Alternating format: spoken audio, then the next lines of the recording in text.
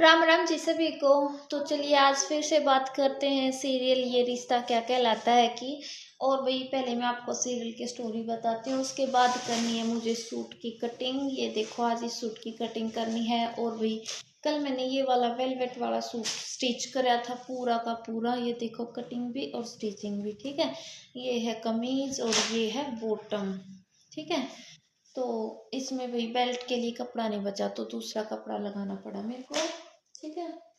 तो चलिए अब करते हैं सीरियल की शुरुआत। आज के सीरियल में कुछ इंटरेस्टिंग देखने को मिलने वाला है, क्योंकि अभीरा करवाने वाली है अब काजल और विद्या के बीच में सुलह।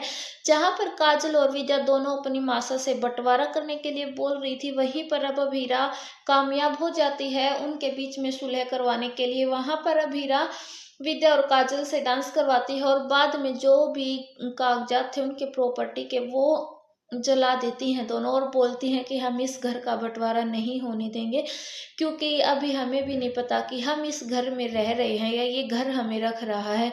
जिस घर से हमें इतना प्यार मिला हम उसी का बंटवारा करने के लिए बोल रहे हैं और एक दूसरे से लड़ रहे हैं। और यहाँ पर अब विद्या और काजल दोनों ही अपनी मासा से माफी मांगती है और बोलती है कि मासा हमें माफ कर दो, हमसे गलती हो गई। वहीं पर दूसरी तरफ अब करिश्मा पर आने वाली है बहुत ही बड़ी प्रॉब्लम, क्योंकि अब वे काजल ने भी अपनी प्रॉपर्टी के सारे कागज जो जला दिए हैं, जो कि सबके अलग अलग नाम पर रख दिए थे कि वो प्रॉपर्टी उसकी है वो प्रॉपर्टी उसकी है। और क्रिस के पास उसकी प्रॉपर्टी के जो भी डॉक्यूमेंट थे वो भी काजल ने लेकर जला दिए। और अब क्रिस जो अपनी प्रॉपर्टी के डॉक्यूमेंट्स ढूंढ रहा होता है लेकिन उसे मिल नहीं रहे होते, और वहां पर वो टेंशन में होता है। और तभी वहां पर उसकी वाइफ आ जाती है और फिर वो पूछती है कि तुम इतनी टेंशन में क्यों हो, क्या बात है, क्या प्रॉब्लम है। तो क्रिश बता देता है कि मुझे जुआ खेलने की आदत थी और उसमें मुझसे 6 करोड़ रुपए का कर्जा हो गया और मैं बस वही चुकाने की कोशिश कर रहा हूँ अपनी प्रॉपर्टी बेचकर। तो फिर यहाँ पर तान्या उसे बोलती है कि आप घर वालों से बात क्यों नहीं करते, वो आपकी हेल्प करेंगे। लेकिन वो बोलता है कि नहीं, वो मुझ पर चोरी का इल्जाम लगाएंगे, मुझे चोर बोलेंगे, जिंदगी भर में उनके एहसान के नीचे दबा नहीं रह सकता। और जब यहाँ पर क्रिस अब बाहर जाकर देखता तो वो और भी शॉक्ड हो जाता, क्योंकि अब बंटवारा भी कैंसिल हो गया है। तो अब क्रिस ही सोच में कि वो उनके पैसे कैसे चुकाएगा।